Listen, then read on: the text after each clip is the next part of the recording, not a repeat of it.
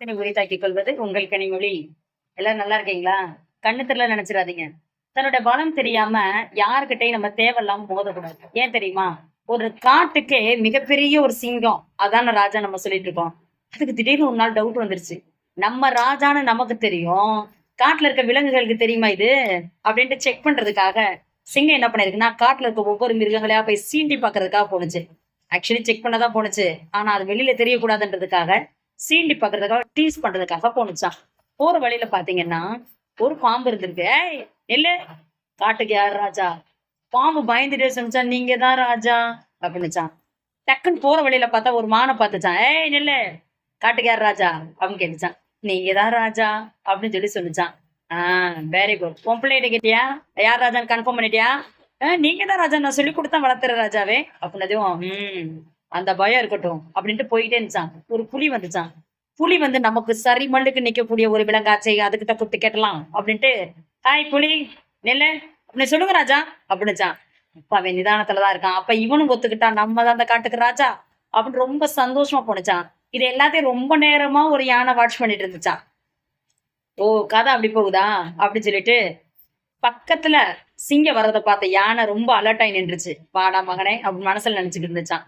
சிங்கம் நேரா போய், ஹலோ மிஸ்டர் யானை, நான் யாரு அப்படின்னு கேட்டுச்சான். யானைக்கு தான் தெரியுங்களா இது என்ன கேட்க போகுதுன்ட்டு. நீ சிங்கம் அப்படின்னுச்சான். ஏய், இந்த காட்டுக்கு நான் யாரு அப்படின்னு உடனே யானை சிரிச்சுக்கிட்டே சொன்னான். இந்த காட்டுக்கா நீ ஒரு மிருகம் அப்படின்னு சொல்லி சொன்னிச்சான். என்னடா அது முன்னுக்கு பின்முரணாவே இது பேசிக்கிட்டே இருக்குதே அப்படின்னு சொல்லிட்டு, ஹலோ மிஸ்டர் யானை, கரெக்டா சொல்லுங்க, இந்த நாட்டுக்கு இல்ல இந்த காட்டுக்கு நான் என்ன பதவியில இருக்கேன்னு கரெக்டா சொல்லு அப்படின்னு சொல்லி கேட்டுச்சான். உடனே என்னடா பதில் சொல்லும் அப்படின்னு யானைய பாத்துக்கு இருந்துச்சு. யானை தானே, யானையோட வாயவே சிங்கம் பாத்துக்கு இருந்துச்சுல. உடனே டக்குன்னு பொட்டுல அடிச்ச மாதிரி சொன்னிச்சான். ஏய், இந்த காட்டுக்கு நீ யாரா வேணாலும் இருந்துட்டு போ, என்கிட்டயே கேள்வி கேட்கிறேன் அப்படின்னு அதட்டுச்சான். உடனே சிங்கத்துக்கு போவோம் வந்து பிடரிமையில் பிழிஞ்சுக்கிட்டு அப்படின்னு பக்கத்துல வந்துச்சு பாருங்க. யானை அசால்ட்டா ஒரு எத்து வச்சுச்சான் பாரு.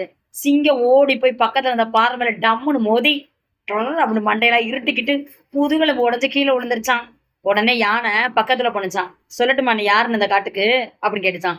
ஐயோ வேணாம் வேணாம் வேணாம், நான் யாருன்னு எனக்கு தெரிஞ்சிருச்சு, நீங்க வழிய பார்த்துட்டு போங்கோ அப்படின்னு சொல்லி சொல்லிருச்சாங்க. உடனே யானை அமைதியா பார்த்து பக்கத்துல இருக்க மிருகங்கள்லாம் பார்த்துச்சான். பைத்தியங்களா, என்னதான் அது காட்டுக்கு ராஜான்னு தன்னை சொல்லிட்டு போகட்டும், காட்டுக்கு ராஜானே நம்ம வந்து அங்கீகரிச்சுட்டு போலாம், அதுக்காக எல்லா நேரத்துல அடங்கி போகன்ற அவசியம் இருக்குதா என்ன அப்படின்ட்டு பார்வையால சொல்லிட்டு போனுச்சான். உண்மை அதுதாங்க. லைஃப்ல நம்ம பெரிய லெவல்ல நம்ம தான் வாழ்ந்துட்டு இருக்கோம், நம்ம யாரு மத்தவங்களுக்கு காட்டணும், கண்ணுல விரல விட்டு ஆட்டணும் அப்படின்னு நினைக்கிற எல்லாரும் அவங்கள விட வலிமையா ஒருத்தவங்க வர்றாங்கன்னு வைங்களே, அசிங்கப்பட்டு அவமானப்பட்டு கீழே தான் விழ வேண்டியிருக்கும். சரியா? அதனாலதான் சொல்றேன், தலகணத்தோட நம்ம வாழக்கூடாது. காலால நடந்தோம்னு வைங்க, ரொம்ப தூரம் நடந்து போலாம். தலையால நடந்தா கொஞ்ச தூரம் கூட நடக்க முடியாதுன்றதை ஞாபகத்தை வச்சுட்டு, எளிமையும் பொறுமையும் பணிவுமாக இருந்தா வாழ்க்கையில நம்ம பெரிய உச்சத்துக்கு போவோம். அதை காட்டிட்டு அதை விட்டுட்டு நம்ம திமுறா நெவர் மைண்டடா மத்தவங்களுக்கு அடங்காம இருந்தோம்னு வச்சுக்கோங்களேன், நம்மளுடைய நிழல் கூட நம்மளை மதிக்காது அப்படிங்கறத நம்ம தெரிஞ்சுக்கணும். நன்றி.